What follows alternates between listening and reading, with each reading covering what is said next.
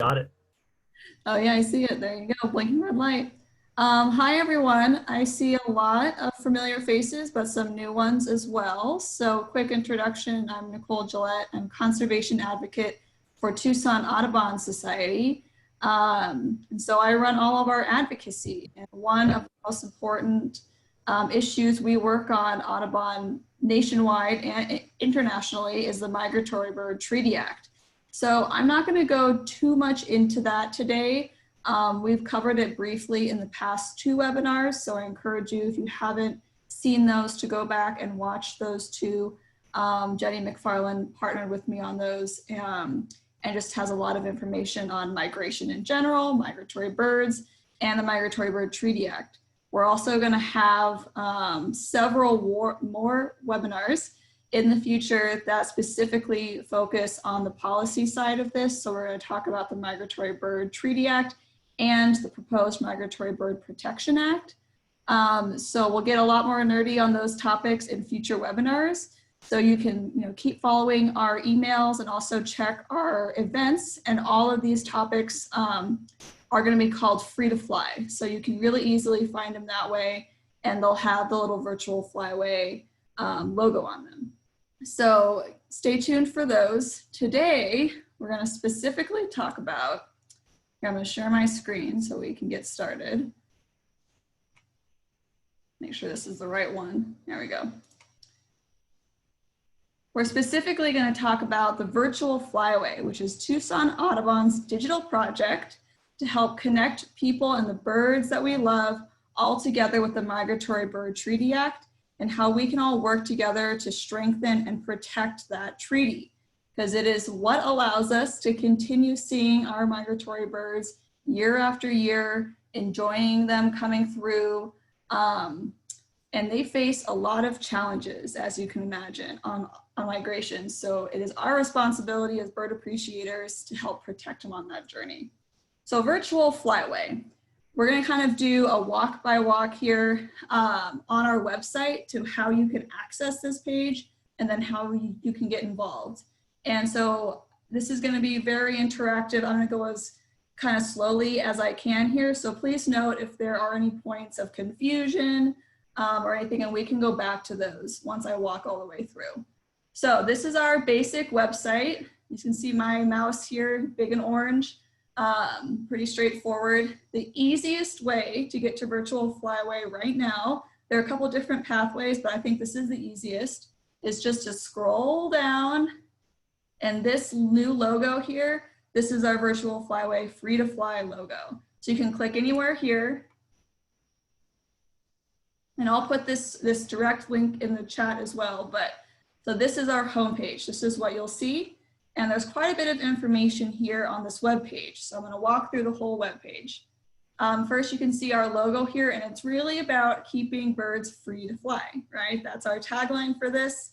And our actual product is going to be a virtual thing, and we're calling it the Virtual Flyway, where I'm going to compile a bunch of people, and that means all of you, all of our stories about migratory birds into a digital repository.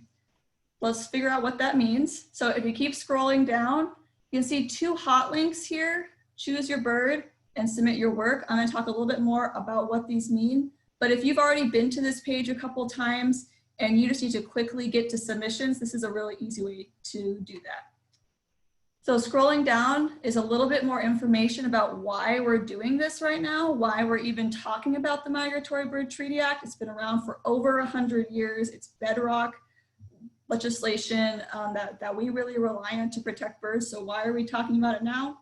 This talks about that.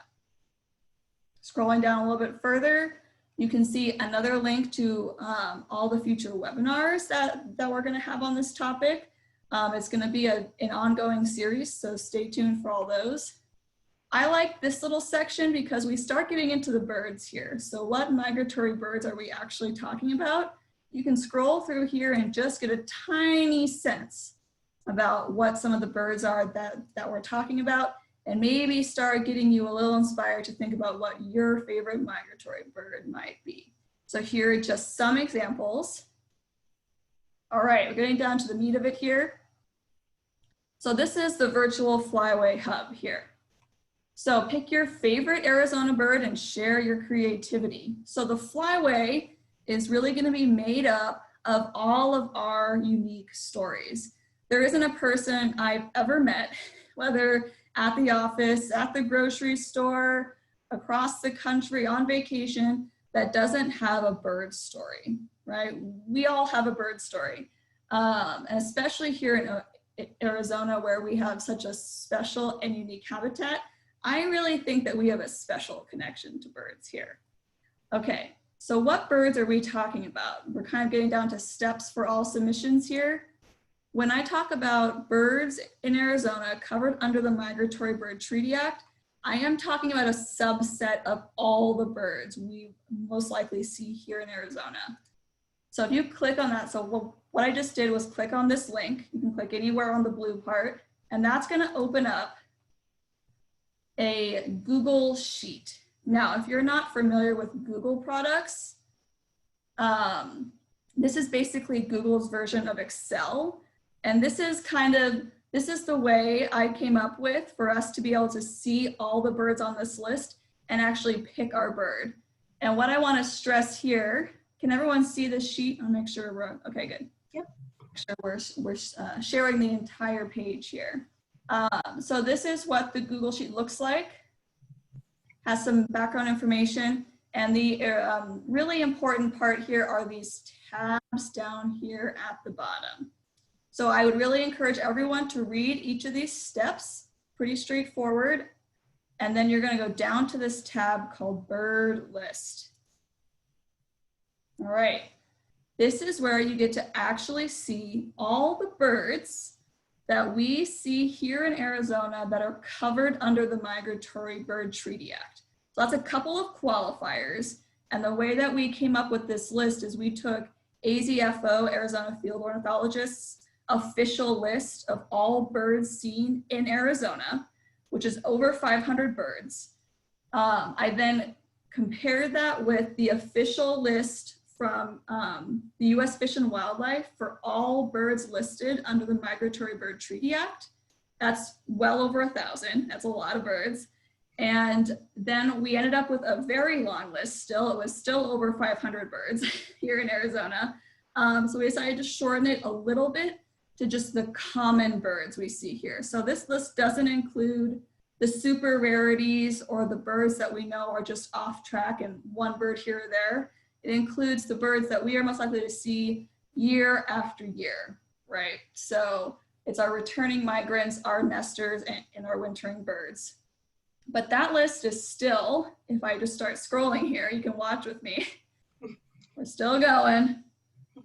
We're still going. All right, we're almost halfway through.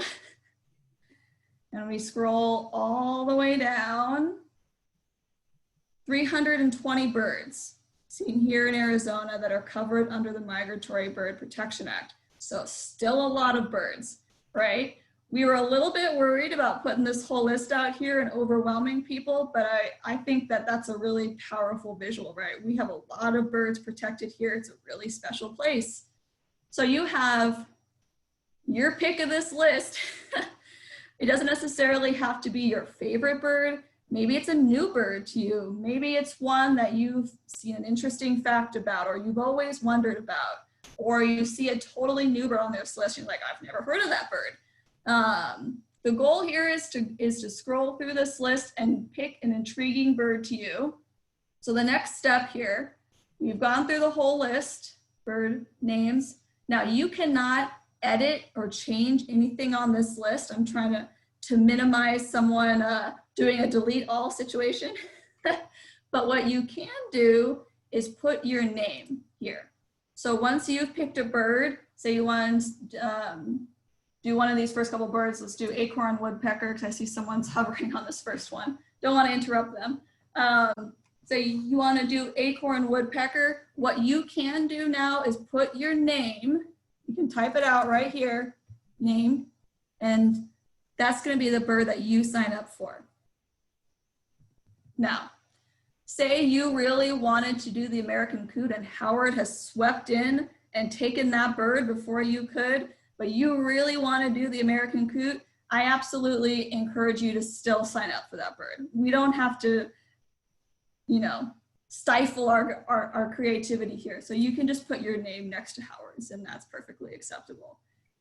Now, the other situation I want to highlight here, potentially, and this has already happened once, which I knew it would, if you don't see your bird on this list for whatever reason, like you had a spark bird and you knew immediately that you wanted to do that bird and you don't see it there, just shoot me an email. I'm sure we made mistakes.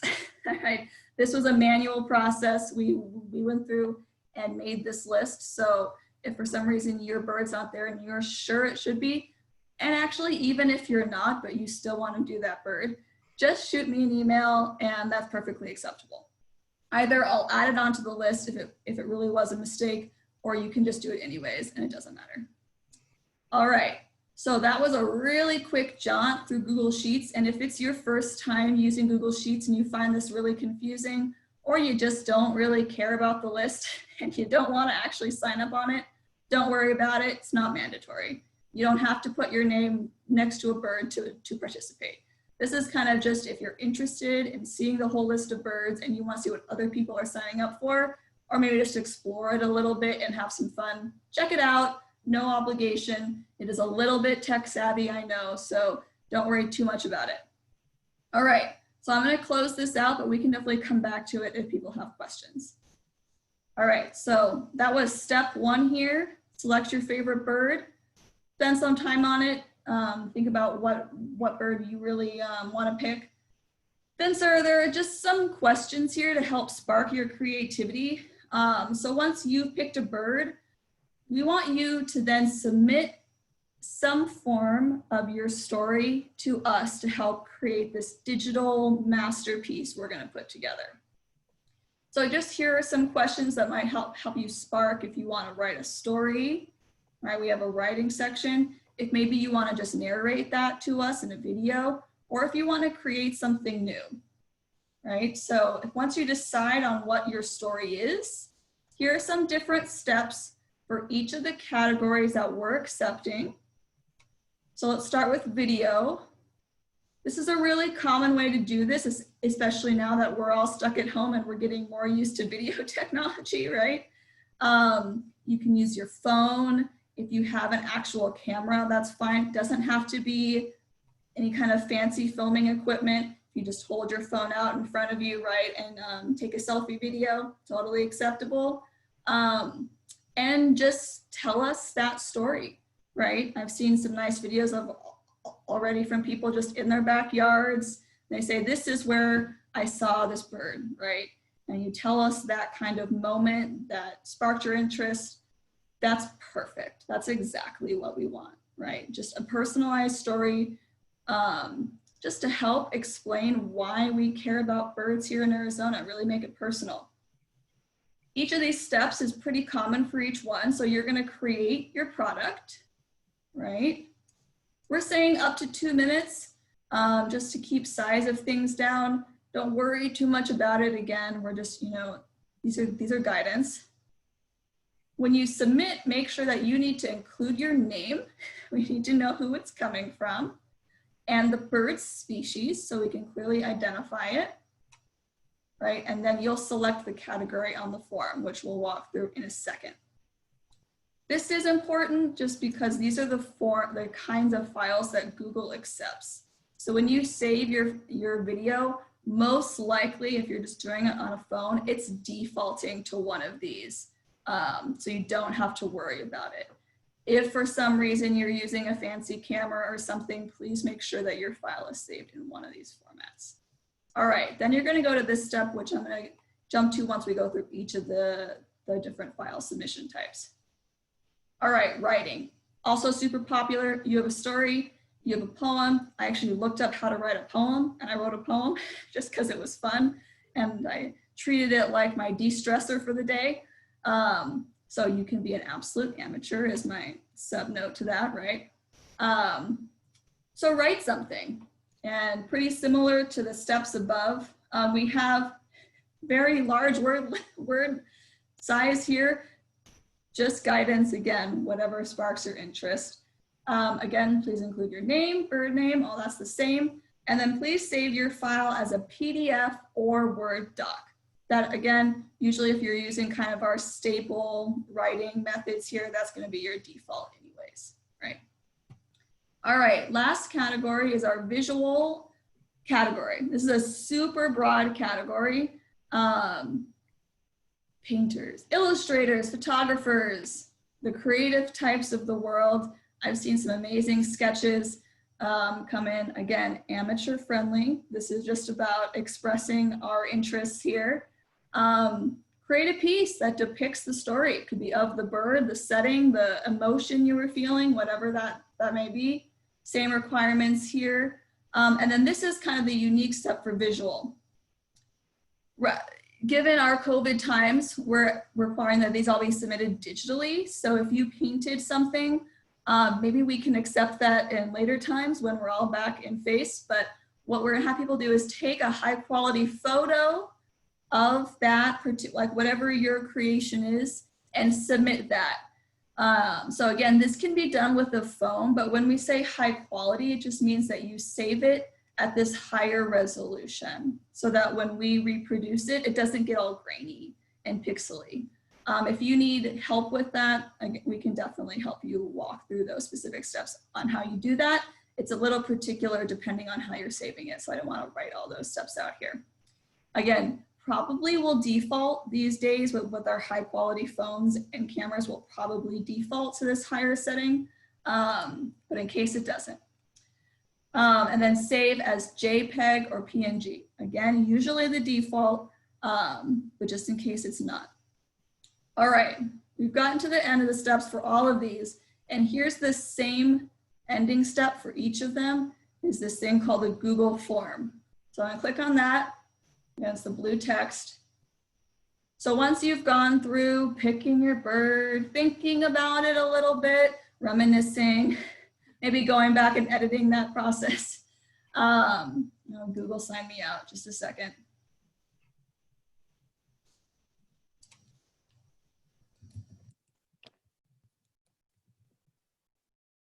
Good old Google. Okay, so once you've clicked on this and apparently signed into Google, this is a Google form, and this is how we're gonna accept submissions. Again, if this just looks overwhelming to you, I do encourage you to walk through it, but you can always email it to me as well. It's the backup solution to everything right now. So again, Google creates this technology that we can accept forms that it then puts them all into one location, and I can see everything digitally, so I don't have to go through and hand sort everything. It makes it a little bit easier on our end. So here are those submission guidelines again. We've already gone through that. This will be what it looks like when you actually go to submit your product. You'll put in your email so that we can stay in contact with you, your name, the bird. Please use the common name, those that we have on the list, just so it's really easy for us to compare those lists, which category you're submitting to. So here's where we get to actually putting in files and talking about your submission. So this brief description, think of it kind of like a caption.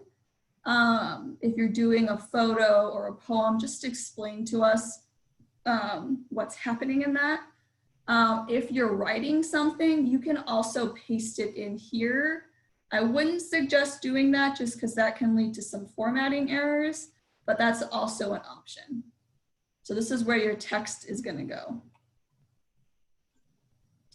So if you're uploading a video or written piece or artwork, here's a size limit, and this is just set by Google. If for some reason it's higher than this, it'll give you a warning and give you some options. And then you can either reduce the size or use a different upload format. Again, if you have any issues, just shoot me an email. It's really easy. You're going to click Add File. It's going to bring up this Attach File option. You can either upload it directly from your computer, super easy. If you have a Google Drive system, you can also use that. Now, this part makes some people uncomfortable. Just kidding. We would love to have a photo of you that we can kind of personalize and make really apparent that this is coming from a human perspective when I go to use this product later, which I'll talk about in a second. So again, this is, you can interpret this as you will. If you want to just take snap a selfie with your phone, perfect. If you've got that really photogenic moment out in the field, you can use that, whatever you like. If you don't want to do this, just let me know. Another same thing, you can upload it here. And here's just a little permissions. I'm assuming if you went through this whole process, you're okay with us using it. But if for some reason you're just submitting because you felt inspired and you don't want to, you can always say no here. And then you're gonna get all the way to the bottom, and the really important part after you've done all that is to hit submit. I'm not gonna do it here because I'll have a blank form, but hit submit, they'll take you to a thank you page and you're all set. And now that we've had your email, we'll stay in contact with you as this project goes on. All right, I'm gonna go back to this page. Scroll back up. So and talk a little bit about how I'm gonna use this. So this all came about in kind of, we're all stuck at home, but we feel like we wanna do something and be engaged in some way. And we know that things are still happening that are impacting birds. Just because we're all stuck at home doesn't mean that there aren't still challenges that our birds are facing. So we came up with this totally virtual project that's going to result in a totally virtual, like online production. And think of it as a visual story, right? Where that's why I'm calling it the Flyway. We're going to take all these examples of people's favorite birds, put it together in a digital product that then, particularly for me, I can use to communicate with decision makers. So a large part of my job is talking about policy, challenges, issues with our city and council, right? With our state legislature, with our federal reps. And I'm gonna be focusing on the Migratory Bird Treaty Act. Doesn't mean it won't be useful for other things in the future, right? But it just helps shows just how many people care about our migratory birds. And here's them investing time and their creative effort to tell you why. And then this will live on this digital platform. We can keep adding to it, we can edit it, we can expand it if it really takes off, right? But it'll be an ongoing tool, and there are many other crossover points in our organization where this can be used. So think of you're contributing to something much bigger that will hopefully live on with Tucson Audubon for some time. Okay, so I've walked through the whole web page and in each step. I would love to take people's questions if there was any confusion along that point, if you want to just talk through an idea. So I'm going to stop sharing for now, but I can reshare if there are particular points that we want to go back to. So I'm going to stop share so I can see everyone's faces again. Let me see if we have questions in the chat already. And then if you want to start raising your hands with questions, we can take those as well. Yeah, looks like Judy has a question. Okay. Oh, you have to unmute yourself, Judy. Thank you. There you go. Does the story need to be one that takes place in Arizona, or can it be from another state? That's a great question. I'm really glad you brought that up, because the whole point of this is that birds migrate, right? So we might see in Arizona, we might see again somewhere else or have another moment. So it can absolutely take place anywhere. In fact, I love that idea that we have these stories of these same birds that are popping up in other places. So I think wonderful. Thank you. Cool. And Debbie, how about you go ahead and ask your question? Looks like, there you go. Similar question. You're not just looking for submissions from Arizona represented people, right? It could be like, I have a friend who's comes birding with me here, but she lives in Michigan and she's a biological illustrator. So I think she'd love to do a piece of artwork. Yeah, yes, exactly.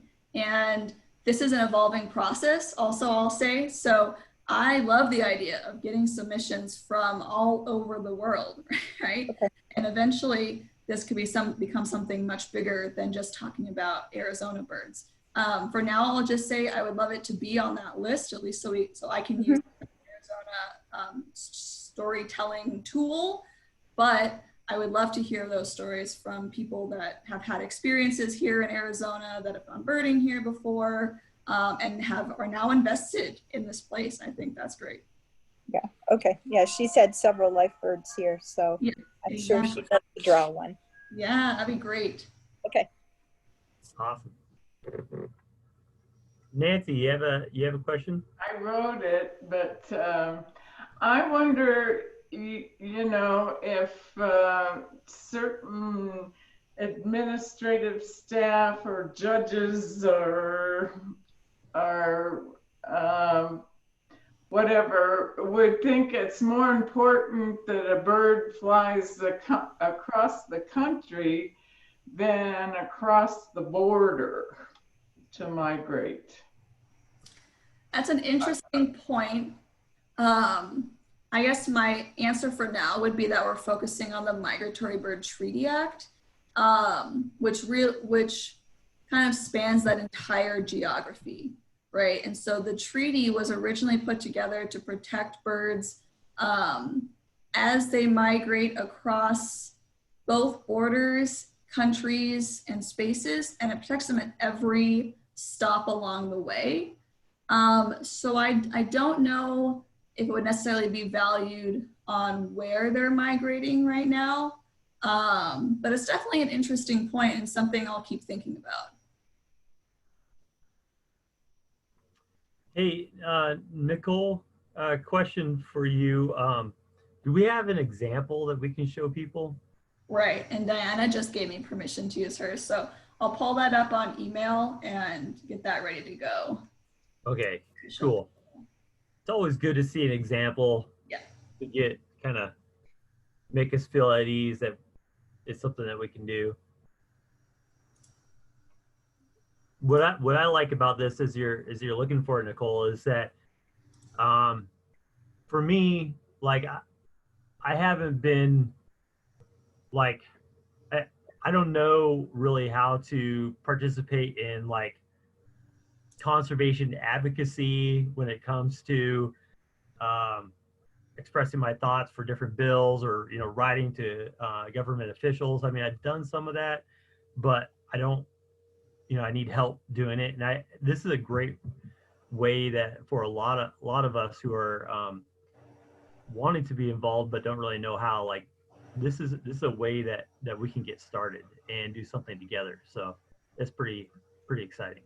Yeah, thanks, Luke, for mentioning that, because yeah, there are all kinds of ways to get involved with advocacy, and that's something I've been trying to really share at my time here at Tucson Audubon, is that everyone's going to have a different pathway.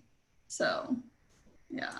All right, let me share my screen here with Diana's example. I have a lot of tabs open apparently. Share. All right, so this is what Diana submitted. It might be a little hard to see on the screen because I've just opened it, but I'll zoom in here. So Diana, I love she circled her bird in this picture so that we can see it in her backyard. And here's her cute puppy. So right, this is how we experience birds in our own backyards, and those little small moments, right, that really are just wonderful for each of us. And she wrote up a little thing here for it. Maisie, her dog. So Diana, I don't know if you would say this wasn't super difficult, right? No, this was pretty easy. I'm not much of a creative writer, so I was really happy that it only had to be a couple of sentences and I could share my fact I knew about my white-winged doves. And yeah, it's cool that it's a bird that visits me right in my yard, so it made an easy choice that I wanted to go ahead and capture a photo, since bird photography is really hard. I obviously caught it in motion, hence the circle, but it was cool that it's right here and it's so easy just to talk about, you know, in my home. It's right here. I want to enjoy and appreciate birds and keep my feeders filled and see what else comes by. Yeah, I've been impressed by the number of staff that have sent in like little poetry pieces, and they're like, this is my first time ever writing a poem. So I think we all need moments these days, especially to like do a little bit of personal meditation and reflection. So this is a good time for that. Yeah, and these can really be as long or short as you want them to be. That, you know, I just wrote a couple sentences here. If you have a larger experience you want to explain, again, you have a pretty big word count on these. So, yeah. Yes. Nicole, here's another question from Linda. She says she has several short videos of birds bathing in her fountain.